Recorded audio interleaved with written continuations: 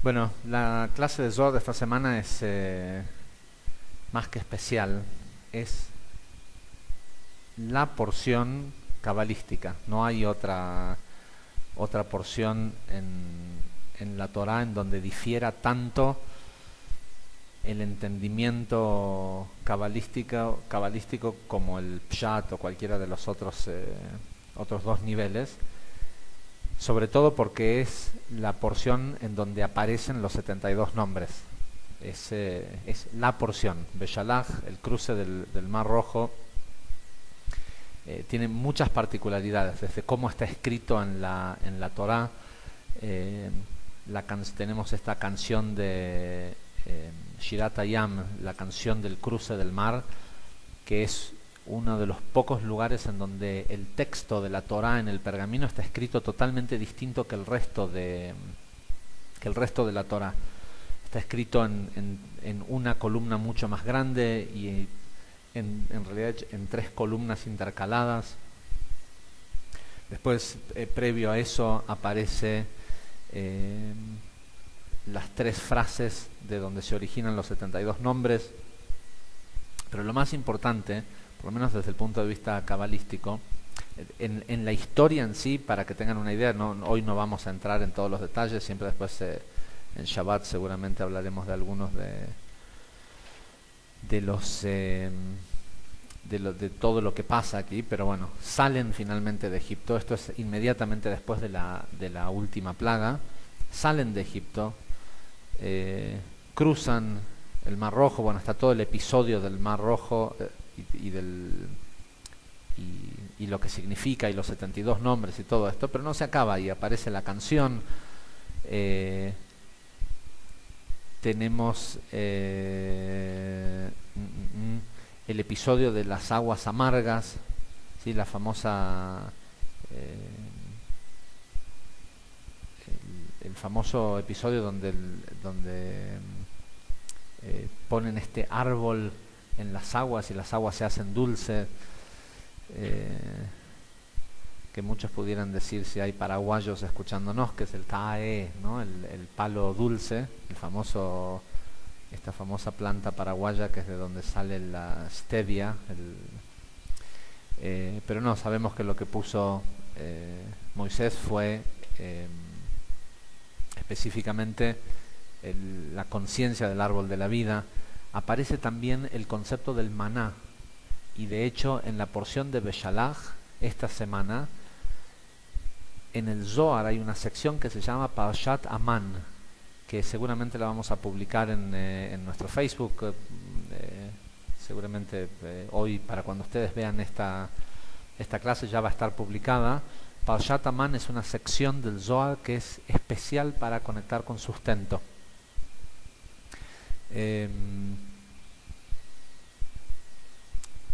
¿Qué más? El concepto de Shabbat, de la doble porción de maná en Shabbat.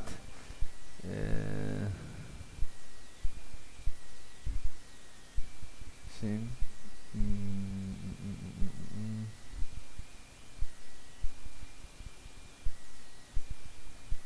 Ok, otra vez se quedan sin agua. Acá aparece el famoso episodio de Moisés golpeando la piedra en lugar de hablarle a la piedra. Dios le dice: habla con la piedra, decirle que salga agua. Ya lo hemos explicado muchas veces. Moisés le habló a la piedra y le salió agua, pero la gente no veía el agua que salía de la piedra. Y Moisés se dio cuenta que la gente no estaba en el nivel de poder ver el milagro. Entonces tuvo que golpear la piedra como para crearle una grieta o algo, porque la gente no podía aceptar que agua brote de una piedra, sí de que brotara de una grieta en la piedra. Pero básicamente, y la razón por la cual supuestamente Moisés es castigado de que no va a entrar a Israel por haberle golpeado a la piedra en lugar de hablarle a la piedra, en realidad no es que es un castigo, sino que se da cuenta de que él no puede entrar a Israel junto con el pueblo, porque morirían todos. No tienen la conciencia para estar en la tierra de Israel mientras si él pisa Israel. Y finalmente tenemos hacia el final de la porción la famosa guerra con Amalek. Y la guerra con Amalek, sabemos que tiene todo un significado. Amalek tiene el mismo valor numérico que la palabra Safek, que son las dudas. Y a pesar de que el pueblo de Israel gana esta batalla contra Amalek, la Torá en el final de este verso, de esta sección, nos termina diciendo: no te olvides lo que te hizo Amalek, ¿sí? Que va a ser tu enemigo por todas las generaciones, cuando supuestamente habían eliminado a todo Amalek. Y brevemente voy a explicar qué es lo que dice el Ari acerca de la salida de Egipto, porque no voy a entrar en detalles. Creo que no me puedo acordar si fue que el año pasado explicamos esto para la clase de Zohar o si lo hicimos para Shvi Shel Pesach, para el séptimo día de Pesach, y creo que si este es el caso, nunca fue grabado esto,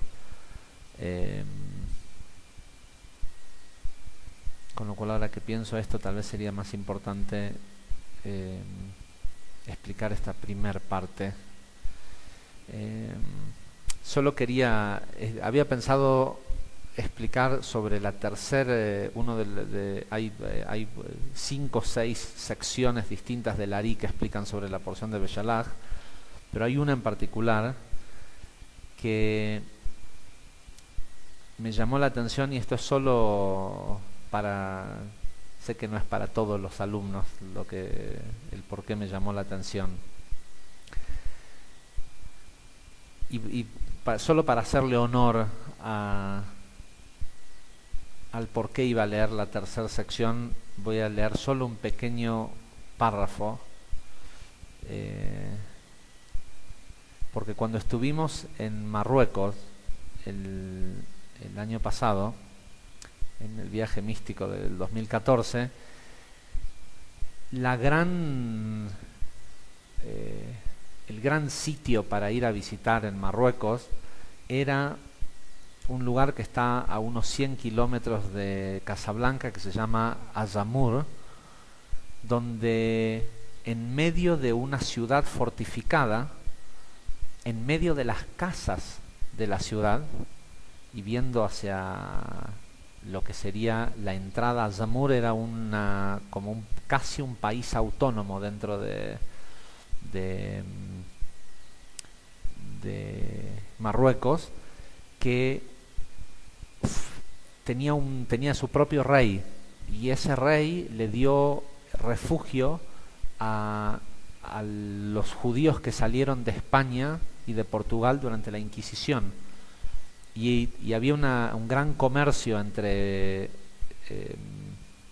Portugal y este lugar, Azamur, y el rey de Portugal le dijo al rey de Azamur de que iba a romper relaciones si él seguía protegiendo, o sea, si seguía dejando que llegaran, porque en Marruecos, los judíos de Marruecos llegaron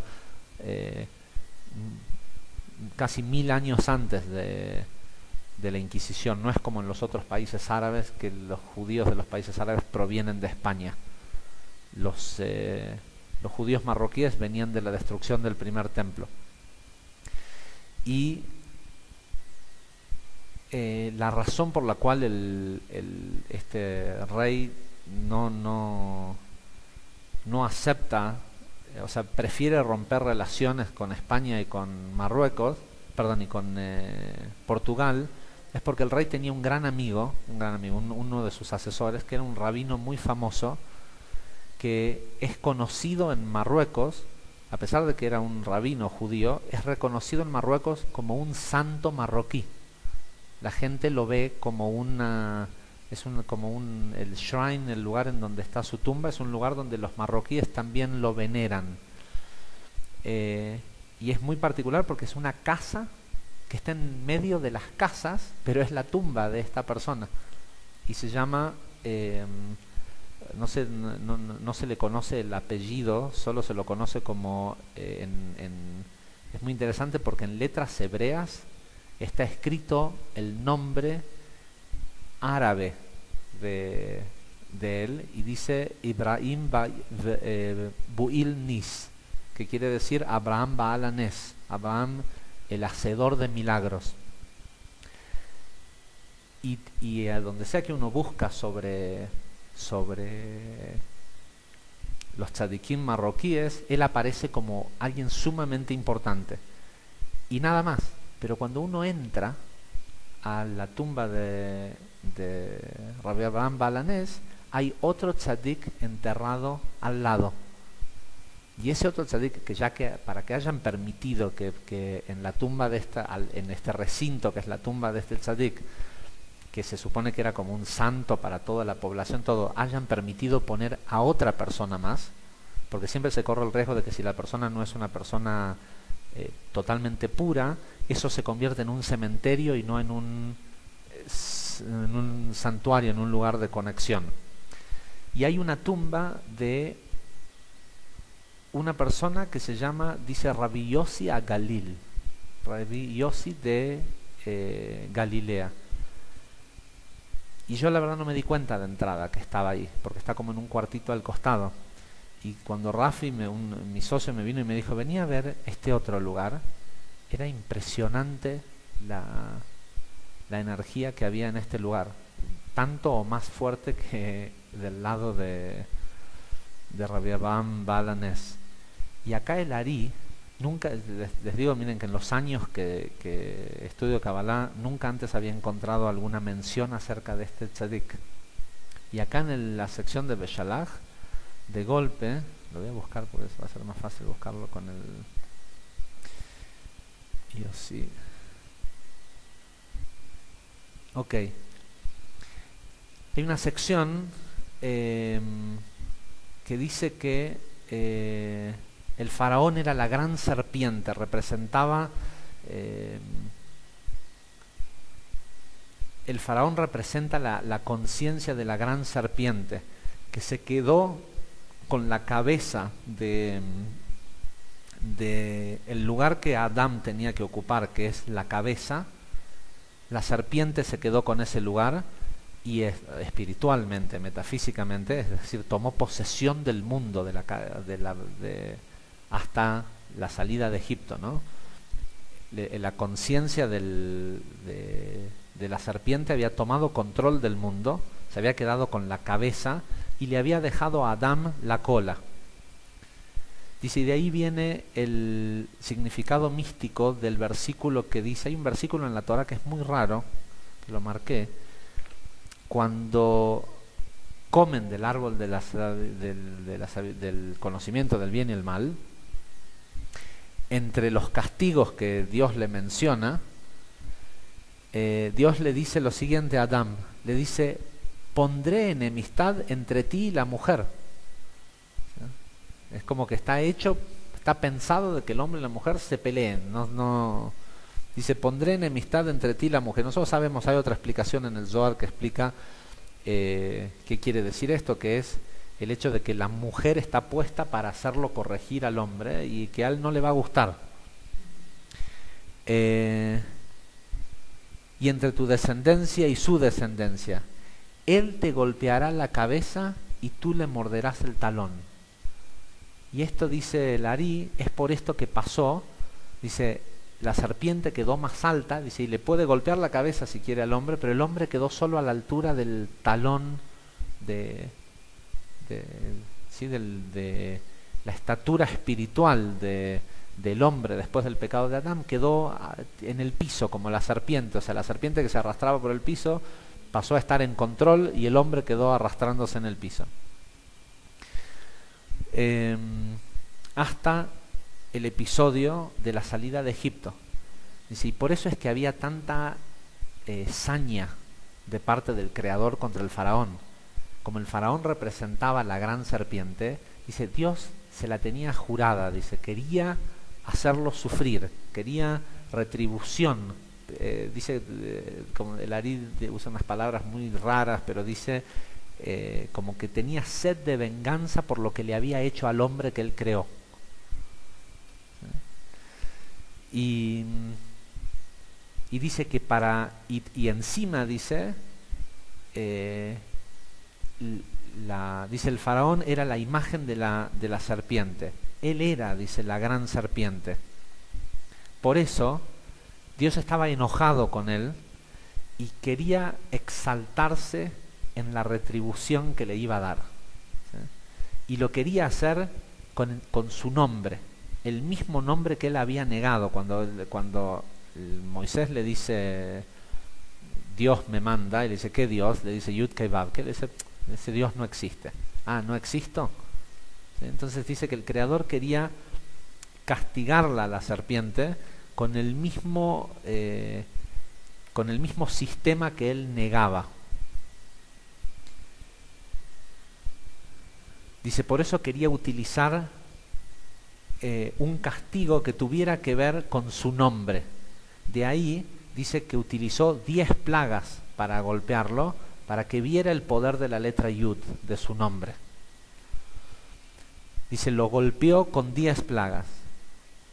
Y comenzó por la cabeza, que es el lugar que la serpiente ocupó, que la cabeza del Nilo que la cabeza de Egipto es el Nilo, porque el Nilo es el sustento de Egipto. Ya lo explicamos en la historia de Yosef. Egipto solo vivía si el Nilo crecía y regaba los campos. Dice, y lo que hizo él, dice, fue retorcerle el Nilo y cambiárselo a la sangre. Dice, correspondiente a la primera letra Hei, porque después de la letra Yud viene una letra Hei, del nombre Abaya, cuyo valor numérico es 5, está escrito, mira que que la mano de Dios caerá sobre el ganado. Y la mano sabemos que comprende 5 dedos, que corresponde, siempre la letra Hei está relacionada con las manos, porque tienen 5 dedos. Y dice, y si prestan atención, la plaga de la pestilencia sobre el ganado también fue la 5ª plaga, ¿sí? Entonces quería irle dando con a ver si vas viendo mi nombre y acá dice, cuando dice esto de los 5 dedos, y para que es muy raro que el Ari cite a otro rabino a otra fuente que no sea el Zohar. El Ari cuando mucho puede explicar lo que algún otro sabio del Talmud dijo, pero el Ari era una máxima autoridad. Bueno, ustedes me escuchan dar clases de Zohar hace años. El Ari no dice, y como dijo tal sabio como esto, él es el sabio. Y cuando se refiere a una frase, se refiere a una frase de los Salmos, o sea, del rey David, de algún escrito sagrado, y si es de alguna persona, se refiere sobre Rabbi Shimon Bar Yochai.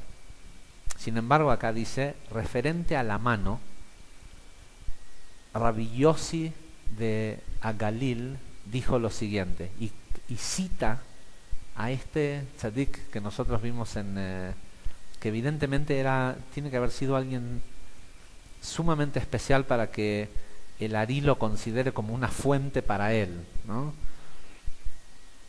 Dice, ¿con cuántas? Y Rabbi Yossi de Agalil dijo, ¿con cuántas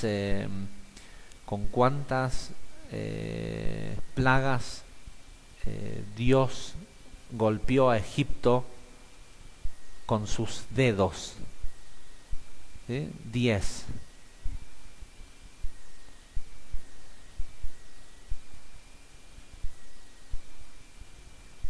Dice, por lo cual debemos entender que las plagas de Egipto constituyen la letra Yud y también las 2 letras Hei. No, dice, uno pudiera pensar que son las 2 letras Hei, pero no, dice,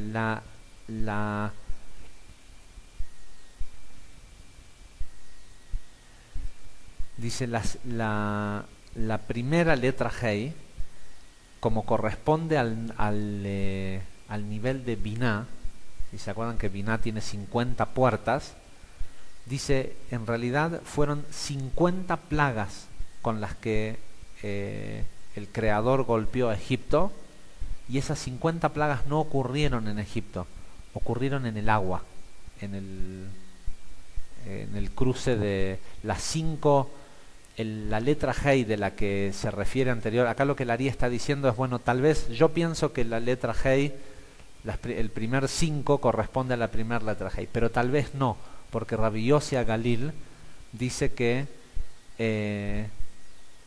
sería la segunda letra Hei del nombre Yud Kei Vav Kei, y la primera corresponde a las 50 plagas con la que los golpeó en el cruce del Yam Suf, del mar de Fines. Dice, y obviamente nos está faltando la letra Vav. La letra Vav era, sabemos que la letra Vav es una letra que es un palo, ¿sí? Es una vara.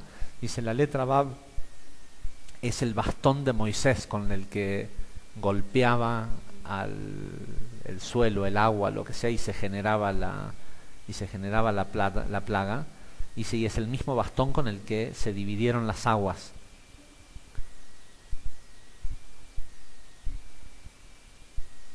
Dice, y también se puede entender que esa última letra Hei, dice, porque este es el bastón con el que se dividieron las aguas, con el que hay hay 2 plagas que se hicieron con el bastón, y y la división de las aguas también fue con el bastón. Y 3, no sé si saben que la letra Hei puede estar hecha de 3 letras Vav, ¿sí? Una así, otra así y otra parada acá abajo.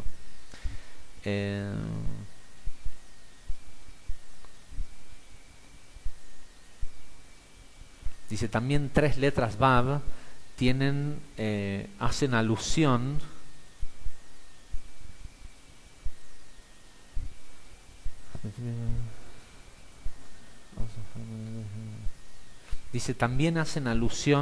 a las 3 frases que forman los 72 nombres divinos con los que Moisés partió al mar de los finales.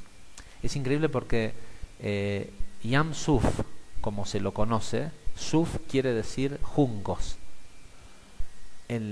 pero son las mismas letras que Sof, que quiere decir final. El Ari nunca, en ningún lugar, nunca utiliza la palabra Suf como si fuera que quiere decir juncos. Siempre asume que ese lugar se llama el mar del fin, de los finales, y no el mar de juncos. Hasta el día de hoy Yam Suf se lo entiende como mar de juncos, porque en las orillas hay ciertas zonas bajas del Mar Rojo donde se supone que crecen juncos. Pero para el Ari tiene que ver, es todo un tema, o sea, no existe la parte física, es todo un tema metafísico. Habiendo dicho esto, que no deja de ser de cierta forma interesante, y me pareció que era importante darle un lugar en nuestras mentes a Rabbi Yossi Galil, porque en ese momento pensamos que ¿quién será este tipo que está acá? ¿No? Y aparentemente parece que es alguien que lo suficientemente elevado como para que el Ari diga, yo pienso que es esto, pero si Rabbi Yossi Galil dice que es esto otro, lo pone en duda. Ok, ahora vamos a ¿qué significa la salida de Egipto?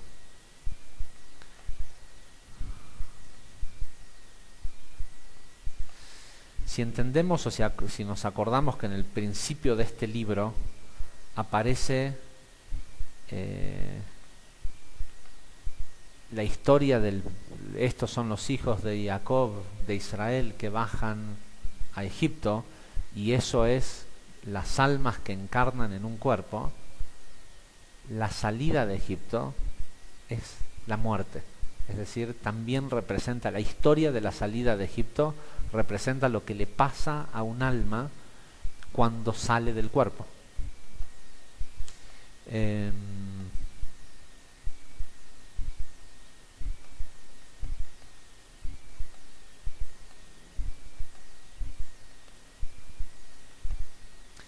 Pero también es salir de Egipto, es decir, salir de del control que tiene el faraón.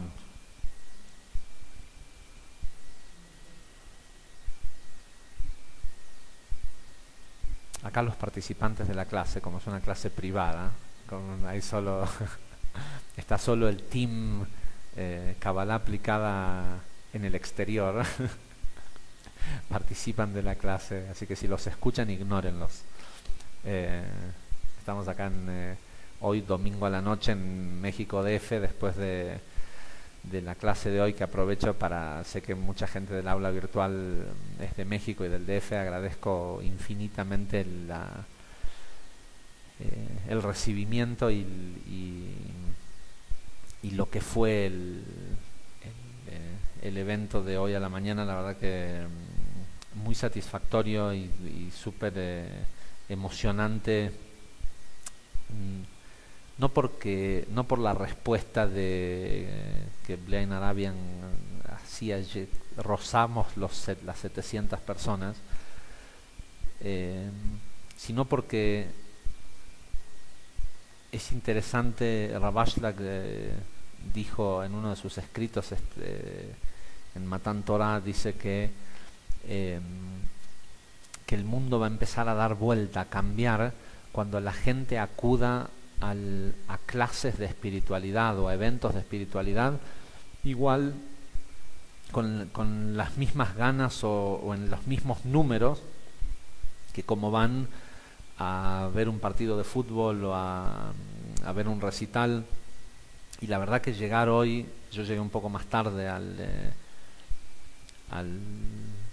teatro antes de que empezara, pero ya había gente que estaba haciendo registración y demás, y llegar al teatro y ver cientos de personas paradas afuera del teatro esperando para entrar, es mucho más emocionante que después verlos sentados. O sea, el ver que esa 2 cuadras de gente esperando como si fuera que están yendo a una discoteca o a un recital o a un lugar,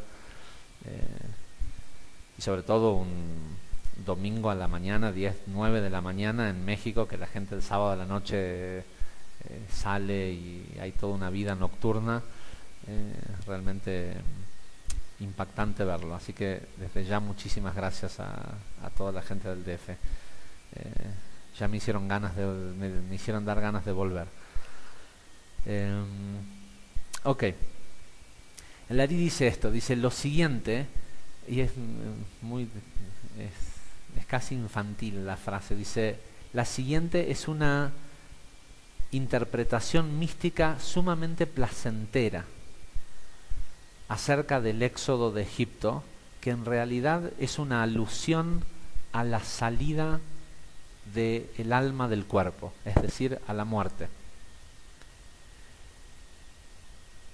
Dice el éxodo, la frase y lo que dice el Ari es que como está escrita la historia de la salida de Egipto, frase por frase, es una descripción de qué le pasa al alma cuando la persona muere. Dice el versículo 13, el versículo 17 del capítulo 13 del libro de Éxodo, que dice: cuando el faraón dejó que el pueblo de Israel se fuera, dice, se refiere a cuando el alma se va del cuerpo. El faraón, que es el rey de Egipto, es el cuello y representa al cuerpo, que es la necedad. ¿Sí? Si se acuerdan, la característica que hablaba todo el tiempo la Torá del faraón es que el faraón era necio, tenía un corazón duro. Dice, y la necedad es la emoción que rige sobre el cuerpo. Y cuando la persona es necia, se dice que vive en Egipto, que está en Egipto. Dice la frase, el versículo 8 del capítulo 14, que dice: Dios endureció el corazón del faraón, rey de Egipto, y hizo que persiguiera a los hijos de Israel. Quiere decir lo siguiente: Cuando el alma deja el cuerpo, los poderes de la inclinación al mal salen a tratar de perseguir al alma, a tratar de agarrarlo, ¿sí? Porque si se acuerdan, el faraón los dejó salir, pero a los 5 minutos dijo, no, ¿cómo? Vamos a buscarlos. Cuando el alma se libera del cuerpo, dice, los poderes de la inclinación al mal, y según qué tanta inclinación al mal tenía esa persona en su vida, es qué tantos poderes hay que lo van a perseguir. Por eso la idea de que el tzadik no se deteriora el cuerpo, o sea, permanece exactamente igual muerto que vivo, porque como eliminó la formación del mal, el Yetzer Hara, como no tiene emoción egoísta, no existe esta persecución.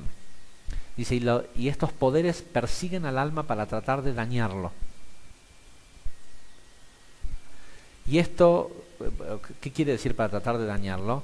Es que es la inclinación al mal de la propia persona quien se constituye como ángel acusador. ¿Sí? El día del que la persona muere es el juicio final de esa persona. Y dice en la Torá que viene un ángel que lo acusa. ¿Quién lo acusa? Él mismo. Su propia inclinación al mal se constituye, es como una persona que se presenta en el juzgado y dice, vengo a hacer una denuncia. ¿Sí? Bueno, ¿qué va a denunciar? Bueno, vengo a denunciar que este alma que está acá subiendo, mientras estuvo en este cuerpo, hizo esto. ¿Y usted cómo sabe? Yo fui testigo. ¿Sí? ¿Por qué? Porque estuvo ahí. Y estaba ahí para tentarlo al tipo, no estaba ahí para... O sea, estaba ahí para perder. Pero bueno, si ganó, se constituye como querellante en la causa contra el tipo.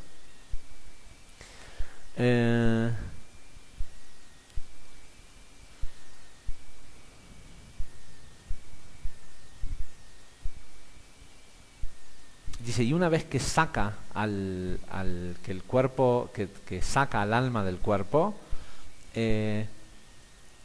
dice, también busca vengarse por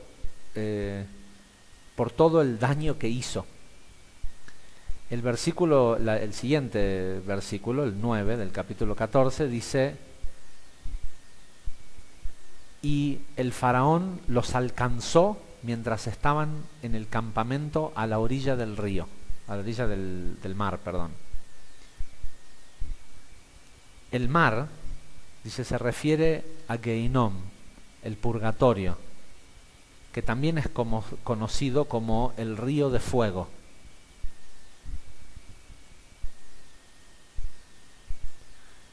La siguiente frase, el 14:10, dice, y el faraón se acercó, o mientras que el faraón se acercó, continúa diciendo otra cosa, pero le iba a explicar qué quiere decir esto, que se acerca el faraón.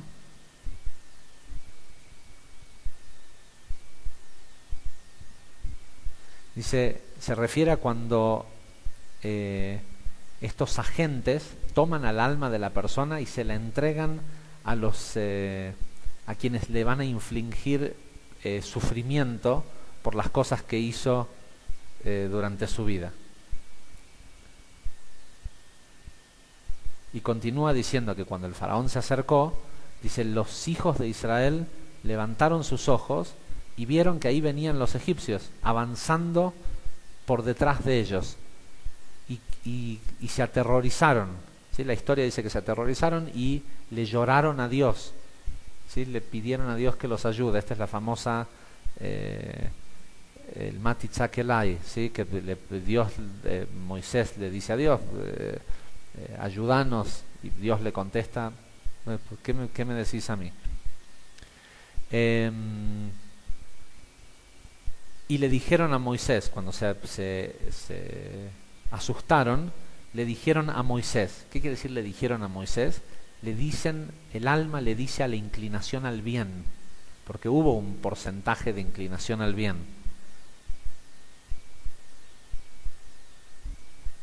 No había suficientes estas es las palabras que la gente, cuando la gente se le va y se le queja a Moisés, no le dice, mirá, cuidado que ahí vienen los egipcios, hagamos algo, ¿cómo te ayudamos? Esto, lo otro.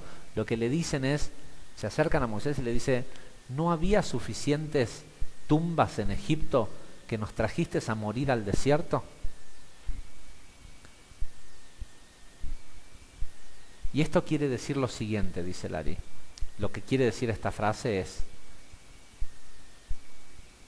ahora que ves todo el sufrimiento y el dolor de los poderes del mal quiere decir egoísmo, ¿sí? ¿Se entiende? Del Yetzer Hara, de la inclinación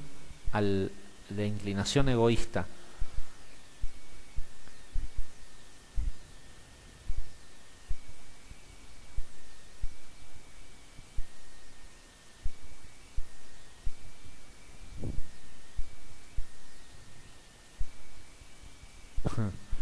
Dice, lo que le pregunta el alma, dice a la inclinación al bien, le dice, ahora que ves todo el sufrimiento que estoy pasando y que estoy atravesando en manos de los poderes de la inclinación al mal o por el egoísmo, que están siendo infligidos sobre mí y pelean sobre mi tumba, ¿no fue suficiente todo el sufrimiento que tuve cuando estaba encarnado en un cuerpo?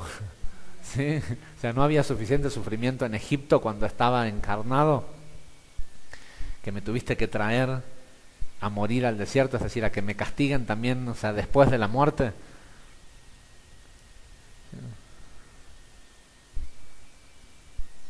Que no solo tuve que sufrir mientras estaba vivo, sino que encima, o sea, pensé que ya me había liberado del sufrimiento con morirme y encima también tengo que sufrir en la tumba. Esto se refiere a que, porque el Zohar explica que cuando una persona muere, si la persona estaba muy apegada a la materialidad, hay unos ángeles que descienden a separarlo del cuerpo, a hacer que el cuerpo suelte al alma, porque el alma necesita purificarse, reencarnar y todo esto, y el deseo egoísta del cuerpo no la deja ir. Entonces dice que baja un ejército de ángeles con palos y apalean al cuerpo muerto hasta que el cuerpo suelta al alma. ¿Sí? Pero ese cuerpo nosotros pensaríamos que es horrible que cuando estamos ahí muertos nos estén golpeando, pero no somos nosotros somos el alma, que por fin pensamos que nos íbamos a liberar y el cuerpo no nos quiere soltar. Entonces vienen estos ángeles a nuestro favor a golpear al cuerpo para que suelte al alma y lo deje libre.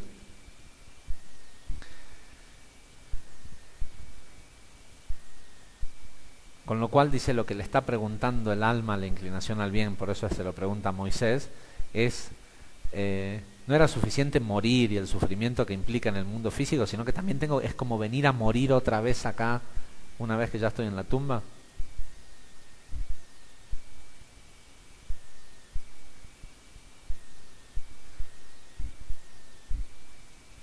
Dice, pero acá, dice, en ese lugar, en el purgatorio, es donde el alma es vengada. Porque acuérdense que es como decir así, o sea, te mando a un hijo a un país, ¿sí? Y de golpe pienso que está todo bien, todo, pero me entero de que está en un lugar trabajando y es un esclavo, ¿sí? Y hago todo un proceso para que lo suelten, para que lo liberen, todo, pero ahora me da bronca que tuvieron a mi hijo esclavo, ¿sí? Y quiero venganza por eso. Bueno, dice que el sistema, la golpiza al cuerpo, tiene que ver con una venganza que el sistema se cobra de que te presté un alma para que vivas y la esclavizaste y la hiciste hacer cosas negativas y egoístas y todo esto. ¿Cómo es esto? ¿Sí? Este es el castigo. Y agarran a ese cuerpo a palazos para que sufra también, pero es la carne, ¿sí? No es lo que pasa es que es difícil desasociar y uno piensa que sería en contra nuestro, pero es en realidad, nosotros no somos el cuerpo, nosotros somos el alma.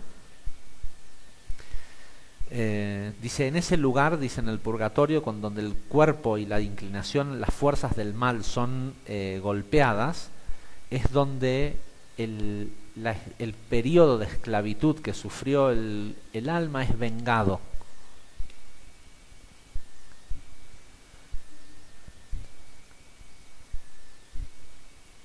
Y continúa diciendo, ¿qué es esto que nos hiciste de sacarnos de Egipto? Porque la gente se quejaba con Moisés, no le decían, o sea, le decían, si estábamos bien en Egipto. El alma, o sea, la persona mientras está viva siempre piensa que el deseo egoísta del cuerpo es algo bueno, no piensa que es algo malo. Entonces dice, ¿qué es esto que nos hiciste de sacarnos de Egipto?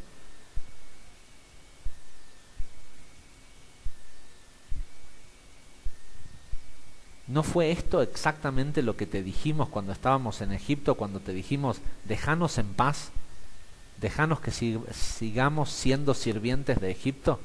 Así dice la porción de esta semana, cuando se vieron acorralados entre el mar y los egipcios que venían atrás, le decían, ¿no te dijimos que, en pocas palabras, Moisés, dejate de joder, nosotros no nos queremos ir de Egipto? Puesto que sería mejor servir al faraón o a los egipcios que morirse en el desierto. Y esto quiere decir lo siguiente, lo que el alma le dice, lo que está diciendo el alma, porque todavía está se está sujeta de la conciencia del cuerpo, porque sabemos que tarda 30 días hasta que el cuerpo finalmente libera al alma y lo deja. Por eso hay un periodo que es llamado Shloshim, 30, que es el periodo de liberación al alma. Y es muy interesante que dice que el faraón atacó al pueblo de Israel con milicia. Y la palabra milicia en hebreo se dice shlashim, que se pronuncia distinta pero denota la misma palabra, que son 30. Creo que después hay una explicación acerca de eso.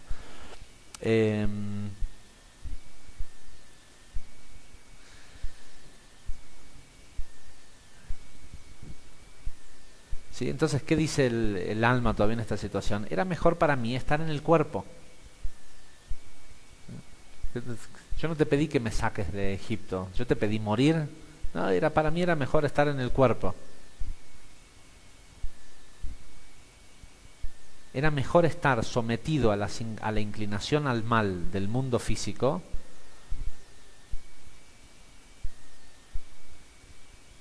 puesto que ahí no tenía que sufrir lo que estoy sufriendo ahora. Porque aparte, cuando la persona muere, sufre recién finalmente de verdad, porque ahora se entera que todo lo que había estado haciendo antes pensaba que era bueno lo que hacía. O sea, porque lo sentía bien en el cuerpo, la inclinación al mal se siente placentera al cuerpo, pero ahora cuando la persona está ahí, sufre por la consecuencia, pero también sufre por todo lo que hizo.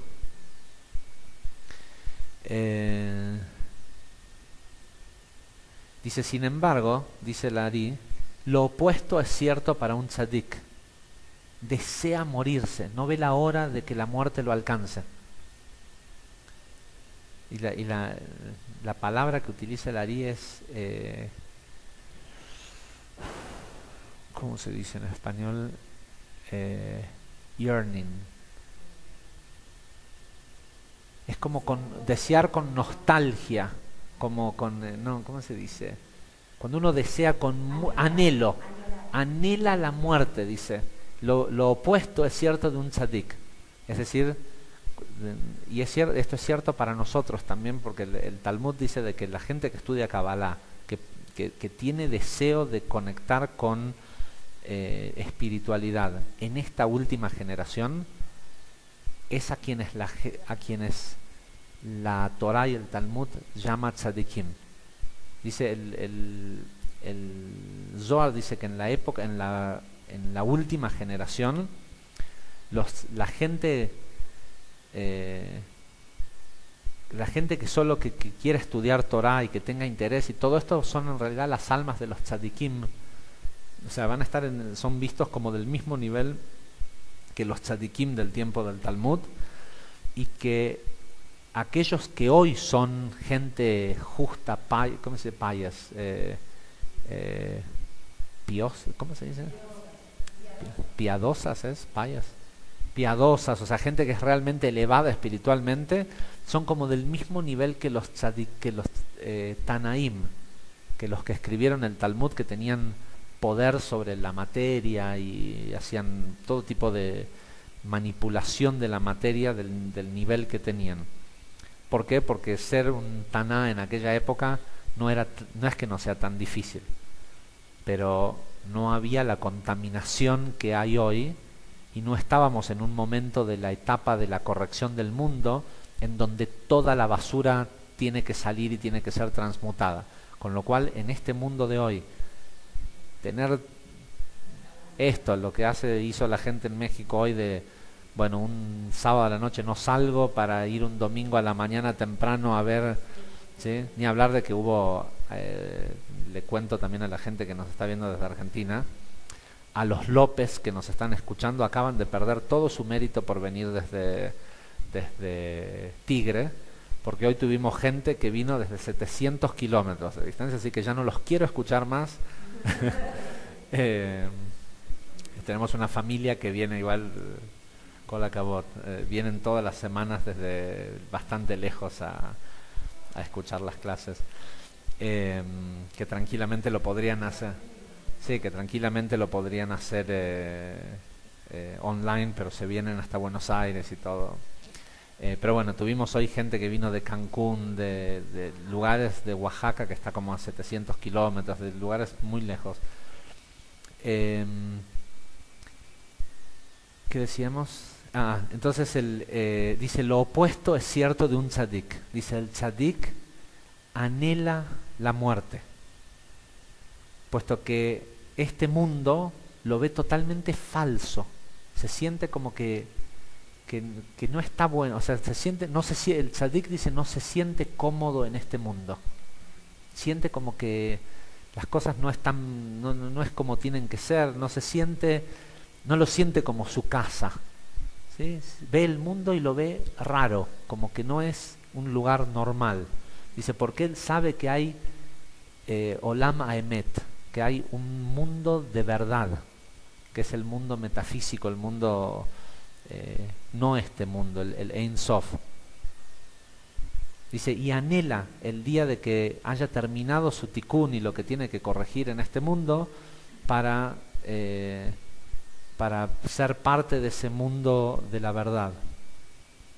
¿Sí? Es como en Avatar, ¿sí? Cuando la persona termina su corrección y el vivo quiere que la otra persona viva, pero una vez que una persona, como en Avatar, se conecta al árbol y se siente en el mundo de verdad, lo último que quiere hacer es quedarse en este mundo, en el cuerpo.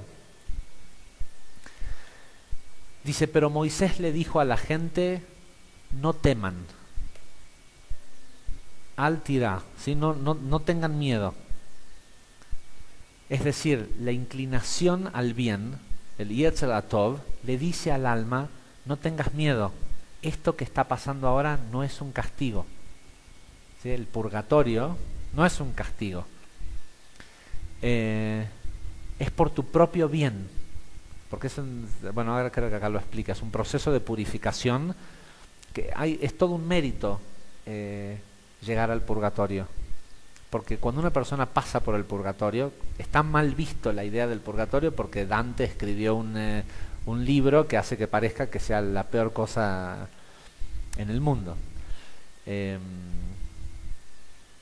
El purgatorio es un proceso mediante el cual, una vez que un alma pasa por ahí, queda en el mismo estado que un tzadik y no tiene obligación de volver al mundo. Y si vuelve es porque vuelve voluntariamente. La mayoría de la gente no va al purgatorio, la mayoría de la gente, bueno, creo que acá lo va a decir, a ver, vamos a ver si me acuerdo correctamente. Dice, pero Moisés le dice, no tengas miedo, es decir, esto es por tu propio bien.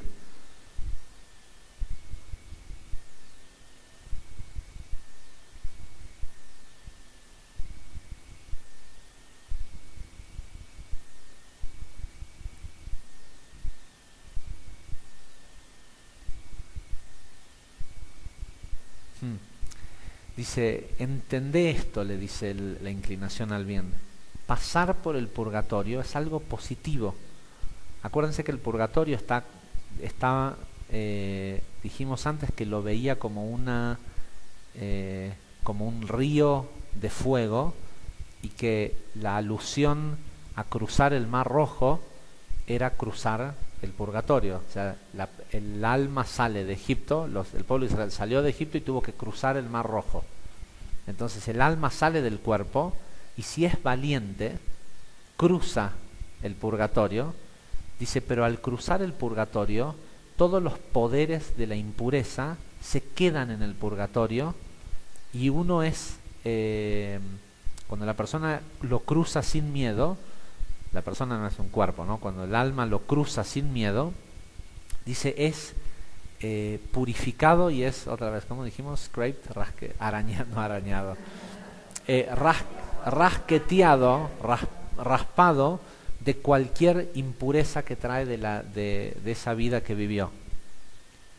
¿Qué le dijo Moisés? No tengan miedo, manténganse firmes y observen, sean testigos de la entrega de Dios, lo que Él va a hacer por ustedes en este día. Así que en sí también ocurrió esto al cruzar el mar. La gente, ante esa desesperación, acudió a Moisés, y Moisés les dijo, después de que Dios le dijo, a mí no me pidas nada, Moisés se dio vuelta a la gente y le dijo, calma, es importante estas palabras, manténganse firmes y sean testigos de lo que el Creador va a hacer por ustedes en este día. Y el Creador utiliza la palabra Yud-Kei Vav-Kei, cuando mucho de las alusiones a Dios respecto al cruce del mar cuando se habla de los egipcios, utiliza el nombre Elohim porque era un juicio. Los egipcios todos murieron en el mar, a pesar de que dice Natita y Eminhat Tivlaemo Adetz, y que con su mano derecha los expulsó del río y cayeron a la tierra. Denota el que diga de que Dios hizo esto contra los egipcios, pero que lo hizo con su mano derecha, denota de que era algo que era misericordioso para ellos. De hecho, esto de que el río el mar los expulsó y cayeron a la tierra los estaba esperando con sepulcros dignos, ¿sí? Para que no para que los cuerpos no sean desacrados, porque por culpa del faraón, que los fue y los llevó a morir, porque le importaba nada a su pueblo, el Creador no quiso que esos cuerpos sean desacrados, comidos por los animales del mar. Entonces el mar los escupió y la tierra los esperaba con tumbas, o sea, para que quedaran enterrados, y que no, porque en realidad no era responsabilidad de ellos, era el faraón el que, sí, es como decir, bueno, lamentablemente hoy pasa en este mundo que hay gobernantes que mandan a la muerte a sus pueblos por su stubbornness, ¿cómo se dice? Por su testarudez, ¿sí? Por su necedad. Entonces, manténganse firmes y vean el milagro que Dios va a hacer para ustedes en este día. Esto quiere decir, lo que significa, dice el Ari, que por medio del proceso de purificación del purgatorio va a ocurrir, es como un milagro. Todo lo que no pudiste hacer cuando estabas vivo, ¿sí? Limpiar toda la impureza del alma ese, de lo que te había tocado, va a quedar totalmente cleansed, ¿cómo se dice? Limpio.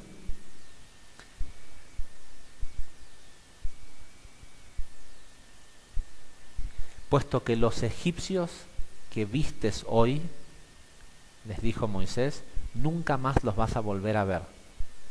Es decir, toda la negatividad, lo que sea que era que te causó el problema, que sea que te causó los males que viviste en tu vida, nunca más los vas a volver a ver. Y esto, si bien Aquí el Ari lo dice específicamente respecto a la muerte.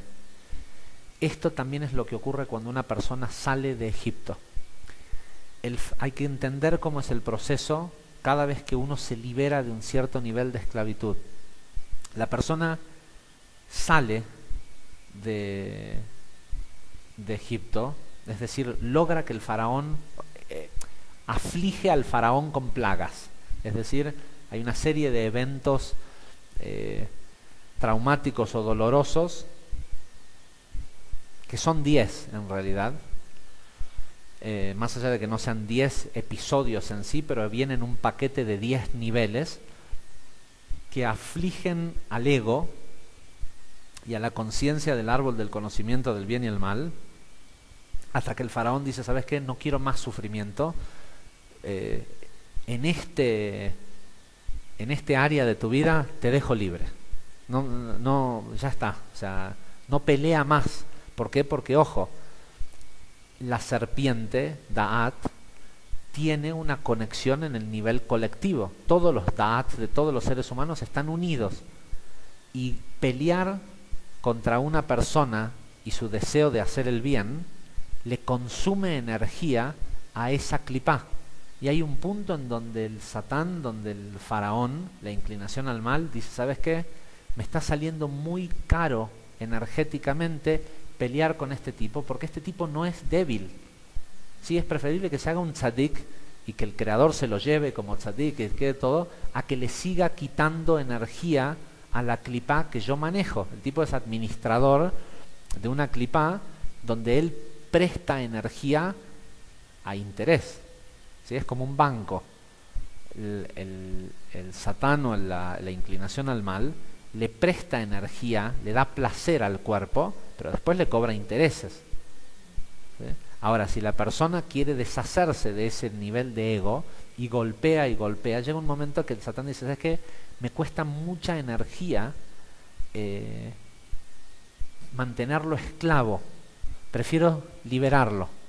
¿Sí? Porque si no, me pone, cuando una persona golpea a su inclinación al mal, está ayudando a liberar a un montón de otras personas también, porque al debilitarse esa clipá, ¿sí? Entonces hay un momento en donde el oponente, el Satán, la inclinación al mal, dice, ¿sabes qué? Ok, me quedo con mis 10, 20, 100, 200 esclavos que los tengo seguros, a que pelear por este tipo, que evidentemente es suficientemente fuerte, no vaya a ser que me libere a todo un pueblo. ¿Sí? Que fue lo que hizo Moisés. Moisés se presentó ante él y el faraón quiso luchar contra él, y de golpe se dio cuenta que gastó toda la energía de su reinado luchando contra él, y el tipo no solo no ganó, sino que le liberó a un pueblo entero, 3 millones de personas. Y eso es lo que pasa cuando una persona pelea. La persona lo hace está peleando por sí mismo, tratando de liberarse de una cierta negatividad en su vida, de una cierta conducta egoísta, pero si encuentra un faraón necio, y muchas veces puede pasar que si la persona es fuerte, el creador endurezca el corazón del faraón, es decir, que haga que esa clipá siga peleando con la persona, porque ve que su contrincante, el que él puso, el que está peleando del lado de la luz, es fuerte. Entonces, ¿sabes qué? Lo hago necio al oponente, porque si el oponente, a pesar de que es como que si fuera que la inclinación al bien es el coach y la inclinación al mal es el coach de ese ego o esa negatividad que la persona está queriendo combatir. Es el coach del faraón. Mientras que la inclinación al bien, Moisés, todos estos tzadikim, todo lo que representa el trabajo espiritual que ya se hizo en el mundo, es el coach de la persona que está luchando contra eso. Si ve que su pupilo, ¿cómo se dice? Su coachee, su peleador, su boxeador es bueno, dice, ¿sabes qué? Le pide al sistema hace necio a su contrincante. ¿Sí? que siga luchando aunque esté golpeado todo para ver si lo puede acabar, porque cuando una persona fuerte derrota al faraón, todo.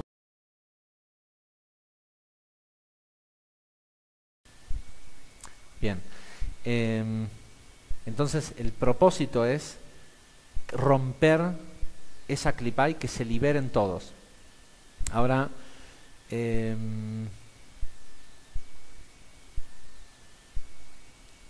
una vez que la persona se liberó,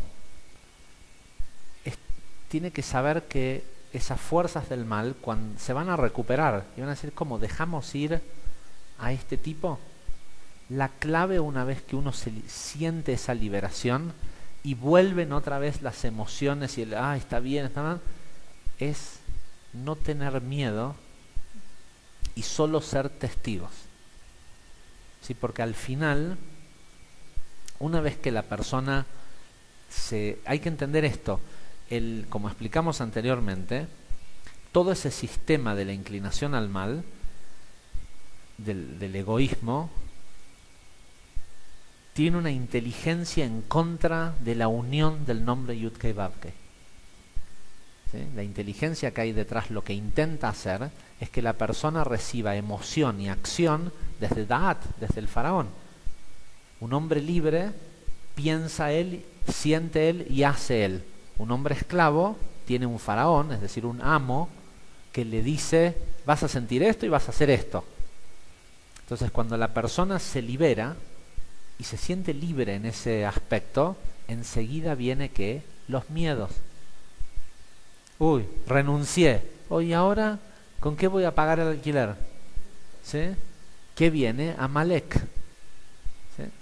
En el momento en que la persona se libera, la herramienta que tiene el Satán o la inclinación al mal es decir, bueno, yo ya quedé acá golpeado, mandale a tirarle los perros, ¿sí? Mandale a Amalek, mandale las dudas. Ahora te crees tan libre, a ver quién va a pagar el alquiler y quién, ¿sí? Tan contento estabas de que finalmente te divorciaste, bueno, a ver cómo vas a estar solo. ¿Sí?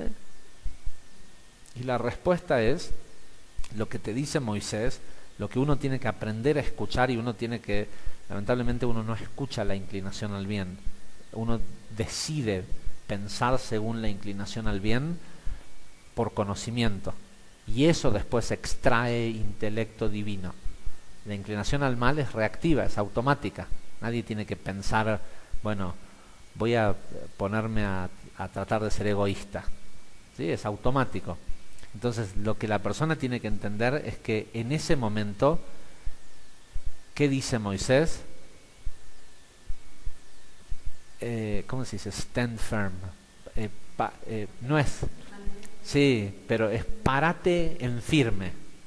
¿Sí? Párate firme y simplemente mira, observa el milagro que Dios va a hacer para vos en este día. ¿Por qué?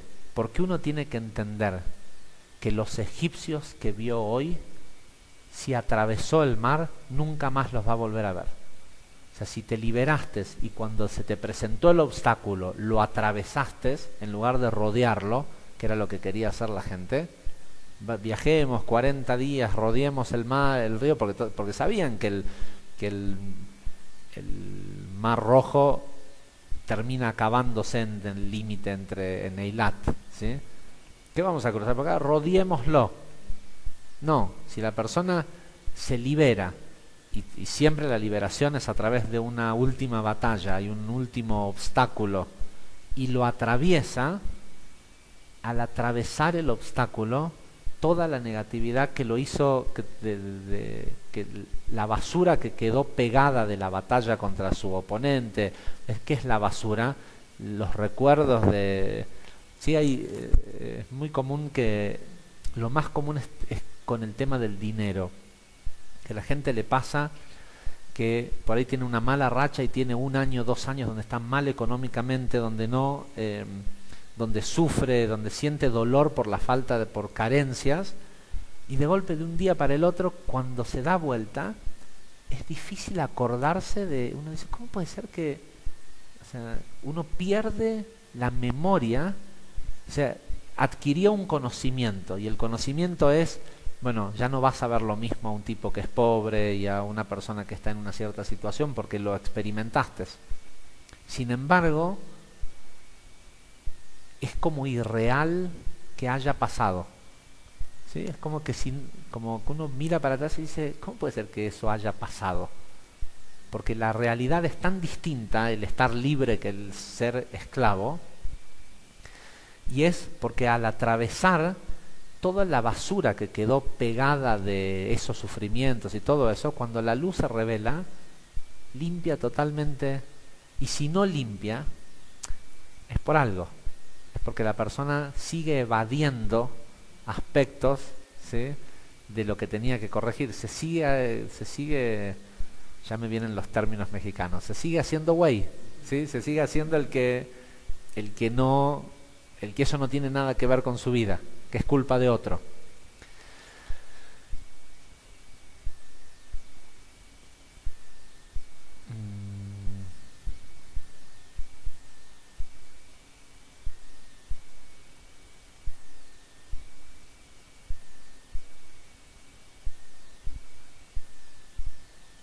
Es muy largo y continúa explicando palabra por palabra todo lo que quiere decir el cruce de... Sí, quedan 8 páginas más. Pero en realidad esta es la idea. Y esta herramienta que surge a partir de los 72 nombres, y la verdad que es un privilegio, no estaba pensado, no es que no, obviamente estaba pensado de esta forma, pero no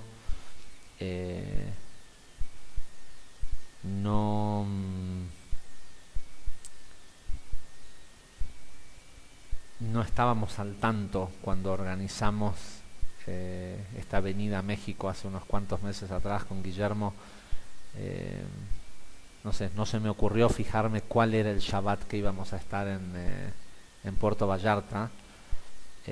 No todo el mundo tiene la posibilidad de pasar Shabbat Beshalach al lado del mar, porque el mar es un componente importante de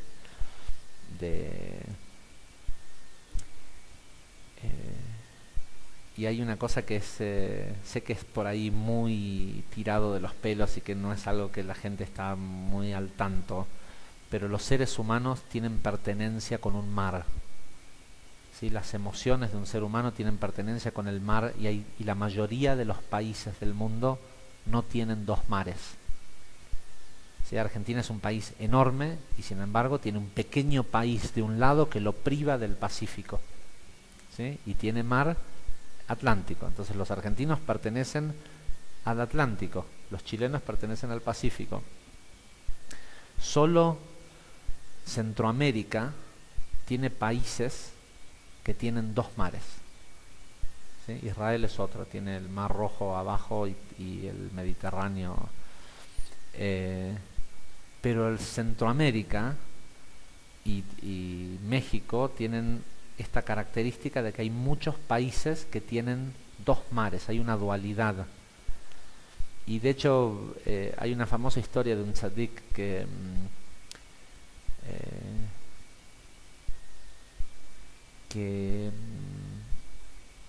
se da cuenta que hizo algo que está mal es un cuento jasídico que dice que la persona va y le pide perdón a los árboles y los árboles le dicen: no, a mí qué perdón me tenés que pedir. Tipo se va y le pide perdón a las montañas y al mar y a esto y lo otro, lo que sea, hasta que finalmente el mar es quien le dice: a mí no me tenés que pedir perdón, es a toda la creación. Pero que a su vez hay una enseñanza. La razón por la cual este tipo le fue a pedir perdón a todos es porque cada acción negativa que una persona hace afecta a todos, al árbol, al mar. Pero hay una conexión muy especial entre las emociones de la persona y los grandes cuerpos de agua que están cercanos. Ni hablar de que hay todo un poder en hacer mikve en los grandes cuerpos de agua que son los que pertenecen a los donde la persona nació. ¿sí? A donde uno hay una conexión entre la tierra y el tikkun de cada persona, y por eso te tocó nacer ahí, y el mar que está en ese lugar. Y México tiene una situación tiene geográficamente tiene una posición especial en las Américas. Está en medio, está como en el cuello, ¿sí? De un territorio grande. México es el lugar en donde América se estrecha, ¿sí? Es el lugar en donde América se hace. Panamá es todo estrecho, el resto pero México es el país en donde se hace estrecho, donde empieza desde un lugar muy grande y termina haciéndose chiquitito, como un embudo. Y tiene como yo siempre que veo en un mapa de América México, me parece que es como Daat de las Américas. Y creo que hay algo especial, siempre hay algunas chispas de luz especiales, así que la gente que está en México y que todavía tiene chance de venir a Puerto Vallarta a pasar este Shabbat Beshalach, es un Shabbat que vale la pena hacer un esfuerzo, porque es adicional la energía que hay esto de los 72 nombres, que en definitiva es la energía de tomar control desde una herramienta metafísica. Porque la gente decía, bueno, ¿cómo hago para...? Yo hoy no podía explicar eso porque no sé el nivel de los alumnos que están tomando un curso, que es la primera vez que los veo. Una persona me preguntó, bueno, ¿y cómo se hace para tomar control de la emoción? Entonces le tenés que repetir lo mismo. Bueno, es el intelecto, pero los 72 nombres es un atajo. Moisés lo que hizo fue revelar estos nombres, es un atajo. La idea está de que con los 72 nombres Moisés controló la materia. Lo que él pudo hacer con los 72 nombres fue controlar la emoción de todo el pueblo de Israel. El problema que había ahí era que estos tipos tenían miedo, ¿sí? Y un pueblo con miedo no puede generar milagros. Antes Moisés no dependía del pueblo para generar milagros, porque nadie le creía igual. Era él, su hermano Aarón y Dios haciendo las plagas de Egipto. Ahora estaban todos juntos y ahora él necesitaba que la gente participe del cruce. Entonces necesitaba que estén en una sola emoción. De hecho, cuando terminaron de cruzar el Mar Rojo, todos juntos cantaron una canción que nadie la sabía antes. ¿Sí? 3 millones de personas pudieron todos juntos al unísono cantar una canción.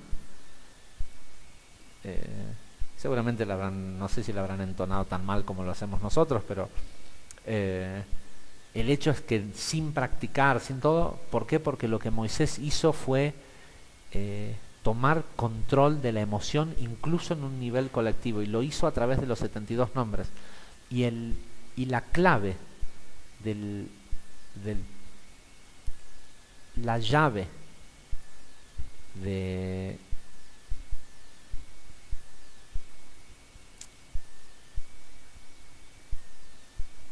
ese nivel de control es el segundo nombre de los 72 nombres, Yud Lamet Yud.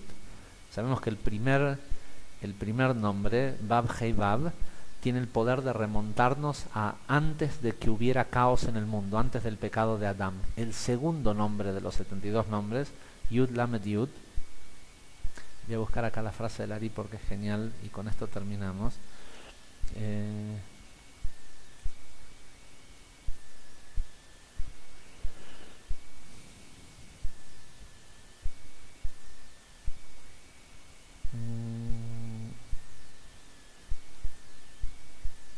Bueno, dice que cuando los egipcios entraron al mar, es largo, pero es un juego de palabras que muestra que de la forma en cómo dice que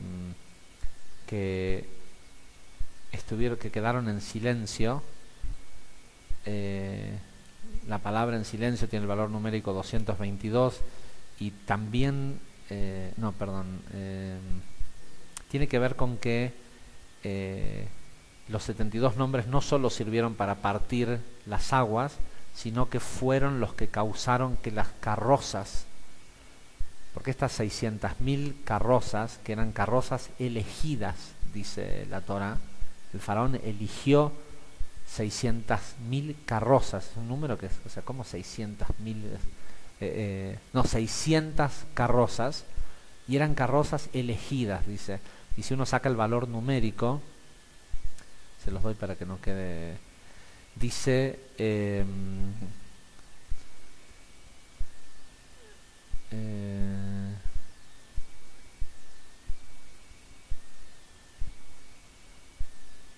dice otra interpretación, dice el faraón tomó, es decir, quitó, cuando dice tomó, ¿viste cuando uno dice agarró algo?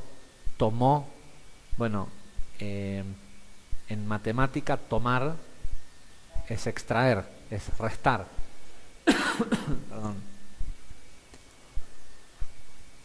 Es restar, entonces cuando dice tomó, y acuérdense que en el hebreo las palabras y los números es un idioma matemático. Entonces el Ari dice que cuando la porción dice, porque no sé si saben que lo que pasó fue que eran carrozas, las mejores carrozas que tenía el faraón, pero cuando entraron al mar, por donde la gente iba solo caminando, el pueblo de Israel, las ruedas se empezaron a atascar y se les salían las ruedas a las carrozas del faraón. Las carrozas, dice por otro lado, dice el faraón envió milicia en contra de ellos, y la palabra milicia, shalishim, tiene que ver con esta idea de 30, que tiene que ver con que las 600 carrozas eran para ir en contra de las 6 sefirot emocionales, y las 30 en contra de Keter Jochma y Binah. ¿Sí? El faraón de golpe vio que se le fueron, metafísicamente se le fue esta gente con lo que él los agarraba, entonces envió ángeles o fuerzas del mal, 30 para que agarren la parte intelectual y 600 para que agarren la parte de abajo. Pero dice que cometió el error, dice, de haber utilizado carrozas, dice, y la Torá dice de que utilizó carrozas que eran bajur, que eran elegidas. Y carroza se dice Jerev, que tiene Rejev, que tiene el valor numérico 222. Y cuando dice él tomó, ¿sí? 6, si a la carroza uno le saca 6, da 216. De hecho, la palabra dice bajur, que es elegidas, tiene el valor numérico 216. ¿Qué son 216? 72 nombres hechos de 3 letras cada uno, 216 letras. Los 72 nombres de Dios también es un nombre de 216 letras. Dice, pero la clave, dice, lo que utilizó, lo que pasa es que hay tantos secretos detrás de esta para allá, es increíble. Dice, las iniciales de el nombre Yud Lamet Yud es las iniciales de una frase de esta para allá, que esto es lo que hay que entender. Esto quiere decir, mantenete firme y mirá lo que Dios va a hacer por vos.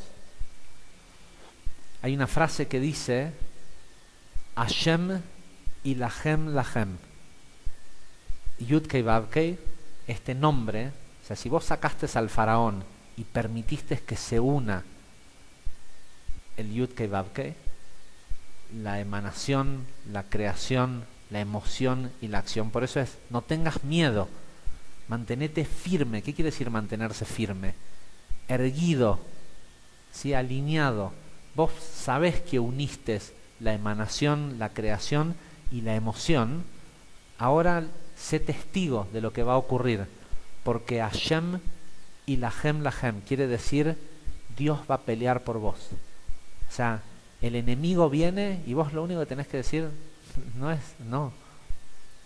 Como Neo en Matrix diciéndole a las balas, no, yo sé que yo hice lo correcto.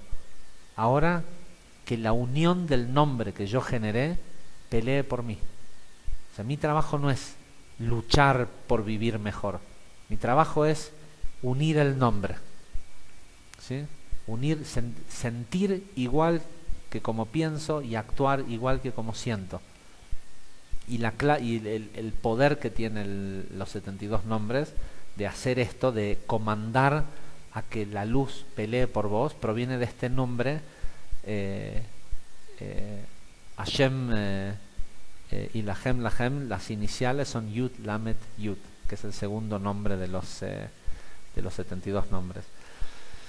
Estamos un poco tarde, pero igual creo que es claro el concepto. Esta semana tenemos una posibilidad no solo de salir libres de Egipto, es decir, de que el faraón nos deje ir, sino de que las fuerzas del mal de ese faraón antiguo, porque una vez que uno derrotó un cierto ego, ese faraón ya no es más tu rey. Sí, te va a salir a perseguir porque no te va a dejar ir tan fácil, pero tu función es mantenerte firme y ver cómo las piezas caen en su lugar, ¿sí? La clave es la famosa frase de Rabbi Nachman de Breslev. Rabbi Nachman de Breslev dijo que uno puede resumir el trabajo espiritual en esta frase, que es Kola Olam Kulo, dice todo el mundo, toda la creación es un puente angosto, que también se refiere al paso de la energía por la estrechez del cuello de Da'at. Es un puente angosto. Gesher Tzar Meot. Dice, lo único que importa es no tener miedo. ¿Qué es no tener miedo? Amar. ¿Sí? Es difícil entender que la antítesis del miedo no es, del amor no es el odio. Lo contrario del amor no es el odio. Lo contrario del amor es el miedo. ¿Sí? Esas son las puntas del espectro. Y si hiciste el trabajo, lo único que importa es lo lefajet klal, no tener miedo para nada. Gente, hasta la semana que viene. Muchísimas gracias.